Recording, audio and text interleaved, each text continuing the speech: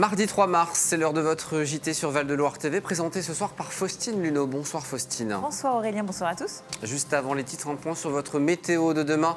De belles éclaircies sont attendues tout au long de la journée dans nos deux départements. Des températures en hausse, la minimale sera de 5 degrés et la maximale de 16 degrés. À la une de notre JT ce soir, le corps d'un enfant de 2 ans découvert dans un jardin à Mazières-de-Touraine.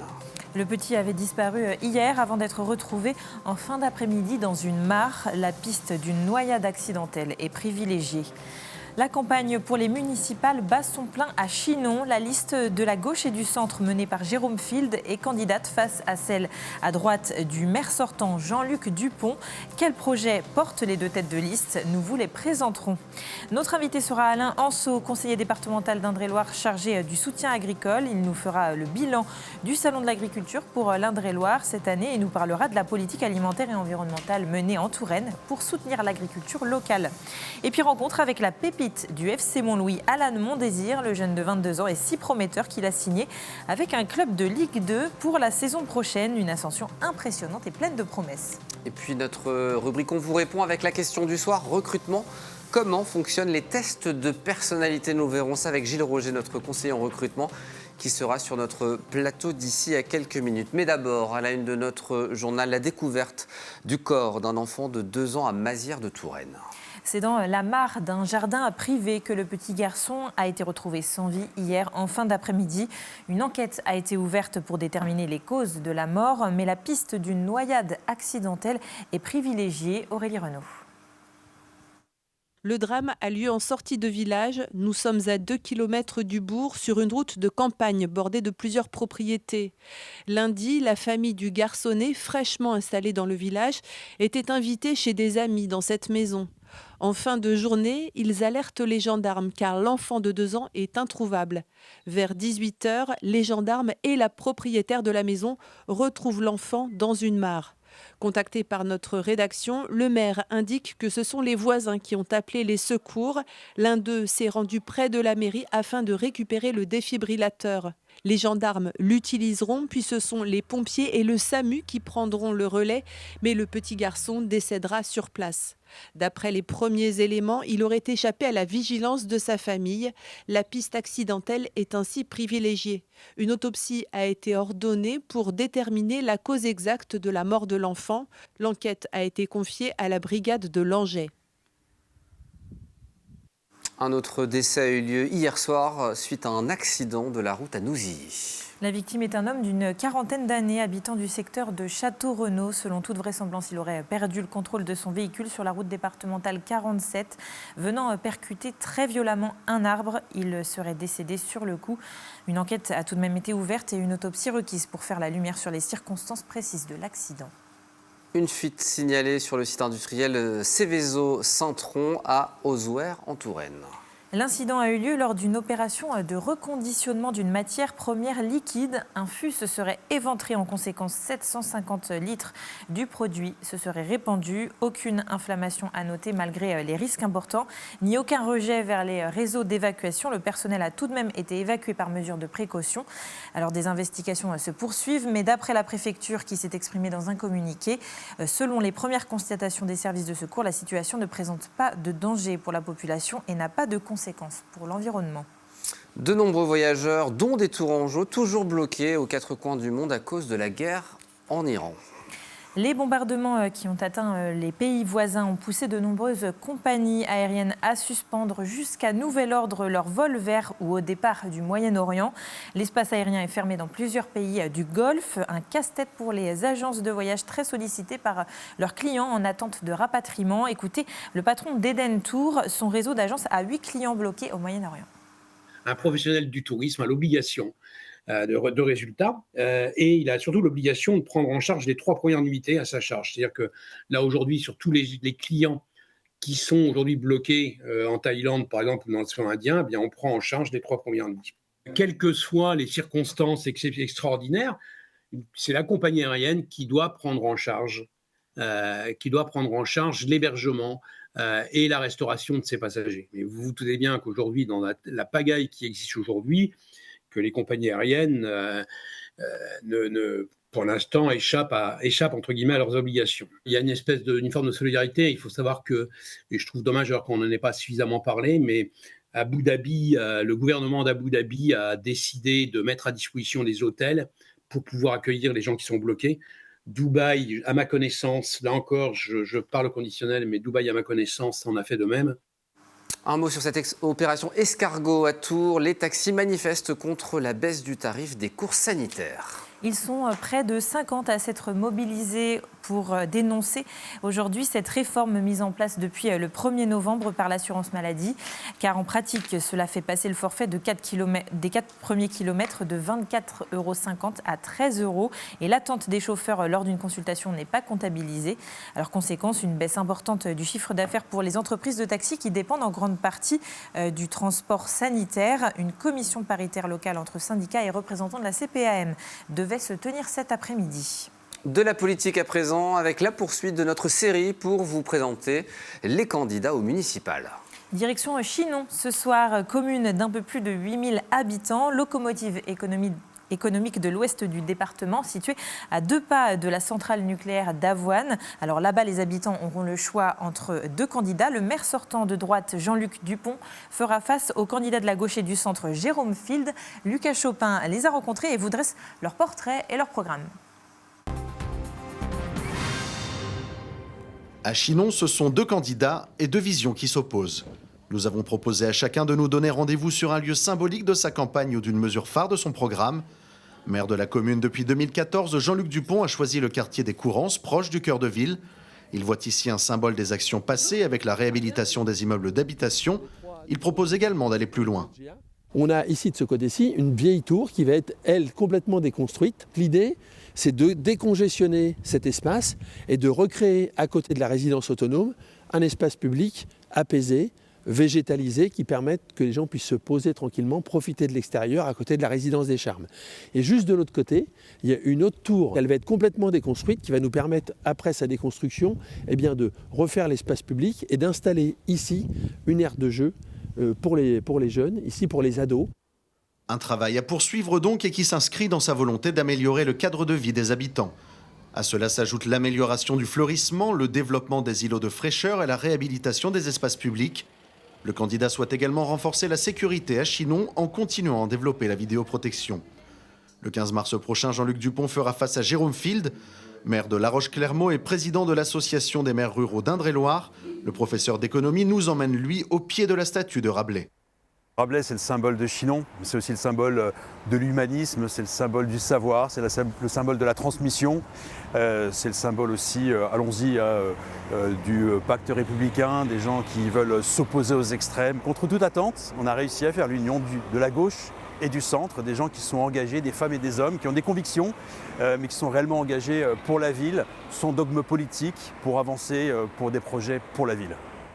Et son principal projet est celui de la création d'une cuisine centrale qui soutiendrait les producteurs locaux et proposerait aux enfants et aux personnes âgées de la nourriture bio.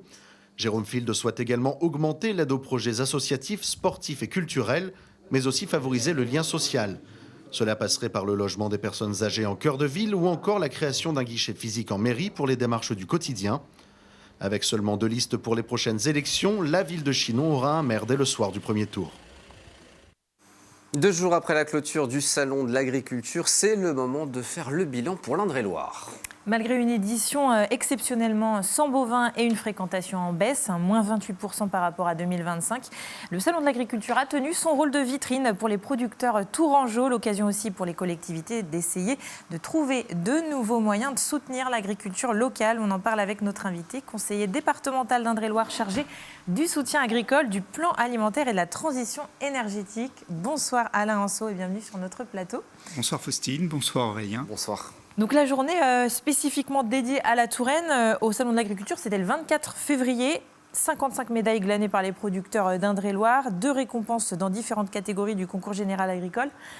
Globalement, moins de ventes parce que moins de gens, mais quand même un bilan positif. Oui, tout à fait, un bilan positif. Les agriculteurs étaient contents que les élus soient présents pour discuter, débattre aussi des problèmes liés aux crises, les crises du céréal, et puis les crises que l'on a eues aussi avec l'absence des gros animaux. je pense que c'est aussi un marqueur qui fait voir que les personnes ne sont pas venues peut-être pour les animaux, mais quand même une bonne édition. Alors vous y étiez aussi parce qu'avec Ferme Expo, ce sont les 2 rendez-vous qui vous permettent vraiment de rencontrer ces acteurs de l'agriculture tourangelle. Vous y êtes allé avec quels objectifs ? Alors, les objectifs du département sont le bien manger en Touraine dans nos collèges, mais aussi de récompenser nos producteurs qui ont eu des prix, rencontrer aussi, faire de la prospective pour aller chercher des aliments qui soient proches de chez nous et qui soient de qualité. Alors justement, à l'échelle du département, vous soutenez les agriculteurs locaux, notamment avec ces collèges que vous nous en avez cités. Par exemple, on se fournit, pour les restaurants scolaires des collèges, on se fournit d'abord auprès des producteurs de Touraine. Tout à fait. Nous avons à peu près une centaine de producteurs de différents produits, mais aussi des éleveurs, puisqu'on travaille avec le Grand Bœuf, qui a un label rouge que nous avons proposé, que nous avons mis en groupement de commandes pour permettre aussi à la ville de Tours de commander et à d'autres personnes qui profiteront de cette bonne nourriture. Mais il y a aussi tout ce qui est légumes, volailles. Et la volaille, on travaille aussi sur de nouvelles pistes, comme la découpe. C'est très difficile d'avoir de la volaille de découpe. On a de la volaille entière, mais bon, voilà, on essaye toujours de trouver, d'innover avec nos chefs et avec nos partenaires. Alors, je crois qu'aujourd'hui, en moyenne, les collégiens d'Indre-et-Loire sont nourris avec 36% d'ingrédients issus de producteurs de proximité. Est-ce qu'on a atteint un plafond en termes de faisabilité ou est-ce qu'on pourrait encore aller plus loin ? Non, on travaille aussi avec des maraîchers. Le syndicat de restauration de Fondette a installé un maraîcher bio avec le département pour travailler sur du bio. On peut essayer de s'améliorer, on peut chercher des pistes. Et puis, il y a des jeunes qui veulent s'installer aussi. Il faut les aider. On travaille en partenariat avec la Chambre d'agriculture pour essayer de trouver des pistes avec des débouchés grâce aux repas dans les collectivités. Est-ce qu'en quantité, on a assez en Touraine pour nourrir tous les élèves ? Non, c'est difficile parce qu'avec la saisonnalité, on aura beaucoup de courgettes pendant l'été et d'autres légumes pendant l'hiver. Donc il faut travailler avec ce que l'on a, essayer de faire le maximum, essayer de travailler aussi sur la note carbone qui est importante, donc avoir que des denrées de proximité, mais pas que, parce qu'on va chercher aussi des denrées sur la région centre. Justement, en parlant de note carbone, je crois qu'il existe un logiciel du département sur lequel se réfèrent les chefs des restaurants scolaires et qui leur permet de voir la note carbone que ça génère, que génèrent ces repas en fait. Tout à fait, vous êtes bien renseigné. On a un logiciel sur lequel on a la référence de tous nos producteurs et par rapport à la situation du collège, de la commande d'un chef, il peut avoir la note carbone qui correspond au transport et aussi à la matière créée, la note carbone qui correspond à tout ça. Ça rentre aussi dans le contrat de performance environnementale dans lequel on s'est lancé ces derniers temps où on a des objectifs aussi de baisser notre note carbone. Un contrat que le département était précurseur là-dessus, justement. Tout à fait, on est précurseur, tout comme au travers de ce que l'on fait en alimentation, on fait aussi du solidaire, parce que pendant la trêve hivernale, on fournit à la banque alimentaire de la viande, c'est les viandes solidaires, qui étaient bœuf solidaire auparavant, mais le cours du bœuf est tellement élevé qu'on travaille avec d'autres aliments. Merci beaucoup Alain Anceau d'être venu sur notre plateau. Bien, merci à vous. Merci infiniment. On va ouvrir une page sport à présent avec le portrait d'une nouvelle pépite tourangelle du football qu'on vous présente ce soir. Oui, il s'appelle Alan Mondésir, joueur au FC Montlouis. Il vient de signer pour la saison prochaine au FC Annecy, club de Ligue 2. Ascension fulgurante pour celui qui jouait encore en National 3 la saison dernière. À Montlouis, il s'agit du 4e joueur en 4 ans qui quitte le club pour intégrer le niveau professionnel. Hélène Chaplet.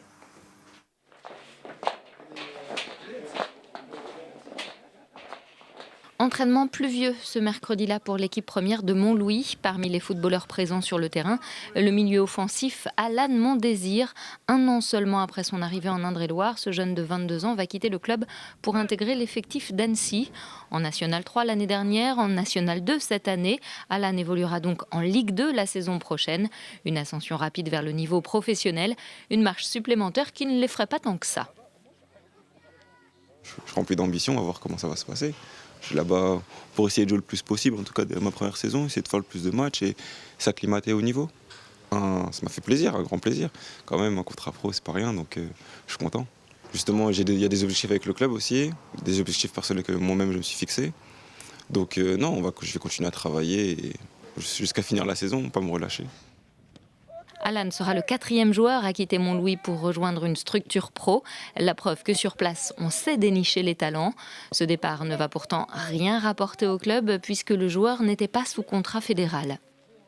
C'est 0,1% sur des millions de footballeurs qui signent professionnels. Donc c'est aussi une opportunité. Et nous, on ne voulait pas lui mettre des bâtons dans les roues. Mais c'est vrai qu'à l'avenir, il faudra y penser parce que c'est de l'argent qui peut rentrer dans les caisses du club.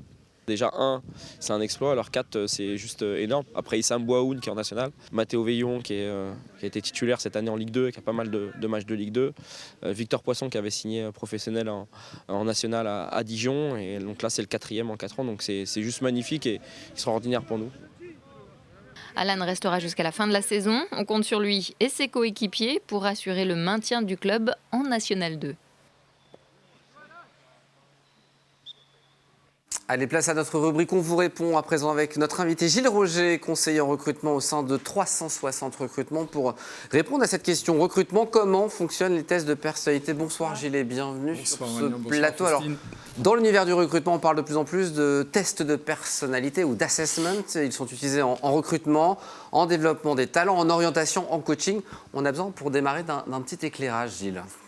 Alors, il y a d'abord les modèles de personnalité basés sur la psychologie scientifique, tel que le Big Five, qui est le modèle le plus validé scientifiquement. Il mesure 5 grands traits: l'ouverture d'esprit, la conscience professionnelle, l'extraversion, la convivialité, la stabilité émotionnelle. Ensuite, on trouve ceux qui définissent des typologies de personnalité. Ces modèles classent les individus dans des catégories. Le MBTI, par exemple, avec ses 16 types de personnalité, ou le très connu DISC, avec ses 4 grands profils comportementaux: dominance, influence, stabilité, conformité.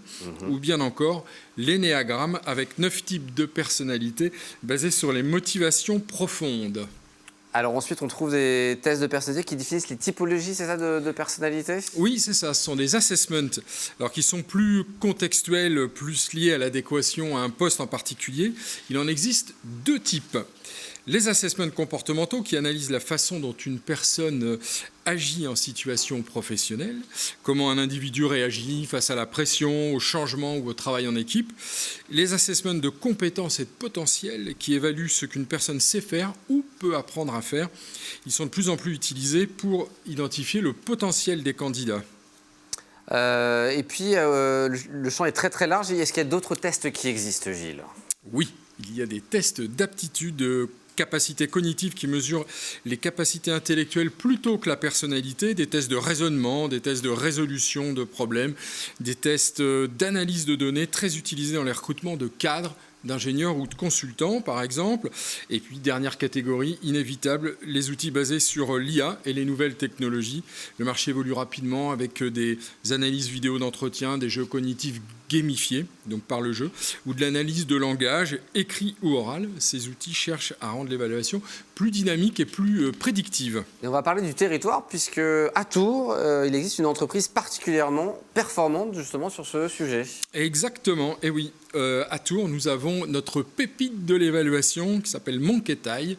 Ils sont basés à MAM, la fameuse cité de la création et de l'innovation, et sont spécialisés dans les outils d'évaluation et d'aide à la décision au recrutement. Alors, qu'est-ce qu'ils font spécifiquement?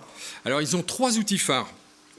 Premièrement, le Big Five, dont on a parlé précédemment, l'analyse des 5 traits majeurs de personnalité, qui permet de mieux comprendre le fonctionnement des candidats, d'anticiper la façon dont un candidat pourrait s'intégrer dans une équipe ou s'adapter à un poste. Ils ont complètement simplifié l'approche et la lecture du test avec des visuels et des synthèses pédagogiques compréhensibles de tous.